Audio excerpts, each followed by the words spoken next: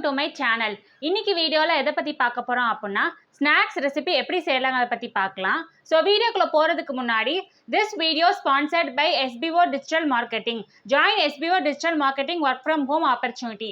இதை பற்றின detailed information டிஸ்கிரிப்ஷனில் கொடுத்துருக்கேன். ஒன்ஸ் போய் செக் அவுட் பண்ணி பார்த்துக்கோங்க. இப்போ வாங்க நம்ம வீடியோக்குள்ளே போகலாம். ஸ்கிப் பண்ணாதீங்க. பெரிய தப்பு தினம் 300 ரூபாய் சம்பாதிக்க அரிய வாய்ப்பு. இன்ஸ்டாகிராம், ஃபேஸ்புக் பயன்படுத்த தெரிந்தால் போதும் content post and content publishing மூலமா தினம் 300 ரூபாய் சம்பாதிக்கலாம். இந்த வேலை செய்ய 5 நிமிடம் போதும். Work training support, group communication support, all language customer live chat support, முக்கியமா சொந்தமா ஒரு பிசினஸ் ஸ்டார்ட் பண்ற அளவுக்கு உங்களால கற்றுக்கொள்ள முடியும், சம்பாதிக்க முடியும். இந்த வேலை வாய்ப்பு வழங்குவது 5 வருடத்திற்கு மேல ரன் ஆகிட்டு இருக்க நம்ம தமிழ்நாட்டு company school of business organisation private limited. மேலும் விவரங்களுக்கு டிஸ்கிரிப்ஷன்ல கொடுத்திருக்க நம்பருக்கு வாட்ஸ்அப் பண்ணுங்க.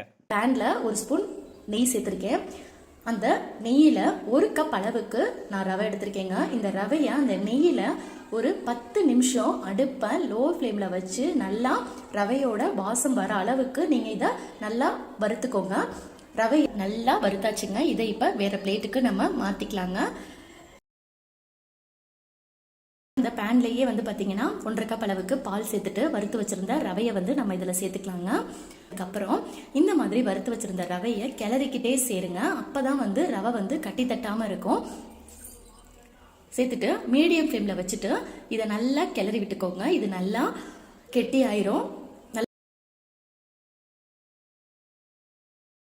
நம்ம இன்னும் நல்லா கிளறிக்கலாம்.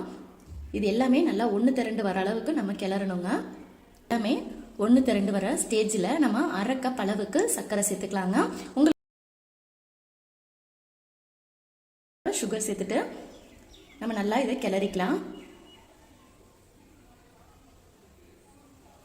இப்போ சுகர் சேர்த்துட்டு நல்லா கிளறினதுக்கு அப்புறம் இதில் கொஞ்சமாக நான் ஏலக்காய் பொடி சேர்த்துக்கிறேங்க. சேர்த்துட்டு நல்லா கிளறிக்கோங்க. கிளறினதுக்கு அப்புறம் ஒரு தட்டில் நெய் தடவி வச்சுட்டு நம்ம இதை உடனே நம்ம மாற்றிடணும். இப்போ நான் தட்டில் நெய் தடவி வச்சுட்டேன். நம்ம இதை இப்போ சேர்த்துடலாங்க. இந்த மாதிரி நீங்கள் அதை சாய்க்கும் போதே பேன்ல இருந்து அது விழுந்துடணும். இதுதான் பக்குவங்க. இப்போ தட்டில் சேர்த்துட்டு இந்த மாதிரி நீங்கள் அதை கரண்டி வச்சு அதை நல்லா சமன்படுத்திக்கோங்க. இப்போ இது ப்ரெஸ் பண்ணதுக்கப்புறம் நான் இன்னைக்கு கட் பண்ணி வச்சுருந்த பாதாம் பருப்பு சேர்த்துக்கிறேங்க.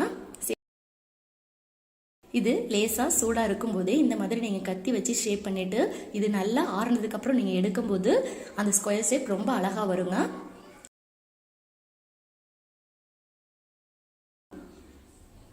ரொம்ப சூப்பராக ரெடி ஆயிருச்சு. கண்டிப்பாக நீங்களும் இந்த ஸ்வீட் செஞ்சு சாப்பிட்டு பார்த்துட்டு உங்களோட ஃபீட்பேக்ஸ் எனக்கு கீழே கமெண்ட் செக்ஷனில் சொல்லுங்கள்.